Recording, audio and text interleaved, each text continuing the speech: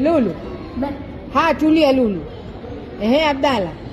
Kwa hiyo mshafikiana Mshafikiana kukubali kumuoa Lulu? Bado mnielewi. Mjakaa naye. Mimi nakaa naye huwa na gugu. Unajua maana gugu? Ana gugu kubwa huyo. We Lulu, wache gubu. Wala nipia gugu. Wako sawa.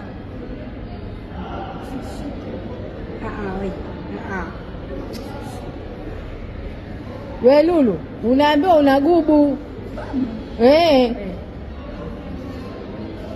Kwa hiyo Abdalla, basi umeamua basi kwa kutafutia mke mwingine. Wewe Lulu, Abdalla anaenda kutafuta mke mwingine Utanga. We basi hakutaki.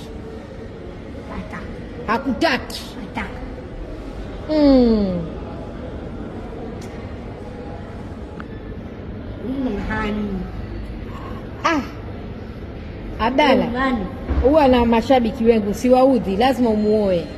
Nimuoe alafu hili, mbona nyie amuoe? Nyie mjui balaa lake, mimi ndo nimeishi naye huyu. Ni balaa tu huyu mtoto. Hana akili kabisa, hana akili vizuri. Ingekuwa hata kidogo kuhudumia wazazi, kuhudumia ndugu zangu, kuhudumia watoto. Ila hana hata akili. Kazi yake ni kuingia chooni kuoga kule. Naye Lulu, wacha tabia hizo. Sichokukataza sisi. Kuingia chooni masaa mawili kaka. We Lulu, hakuna ruhusa kuoga, ushaoga inatosha. Umenielewa? Usioge tena, umesikia?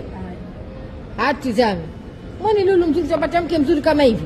Mimi sijakataa kama mzuri. Mimi nimekataa mzuri tena sana. Ila ndio hivyo, nia mniwezi gugu lake huyu. Mniwezi. Ndiko mwaliweza singekaa naye. Kuna mtaka kukaa naye. We Lulu, wewe unafanya mambo ya maajabu wewe. Basi ushamkosa Abdalla na ana viwanda huyu.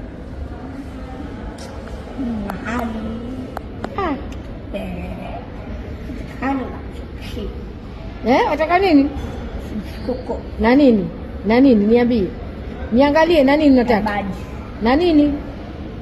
Niangalie na nini? Na nini? Na nini?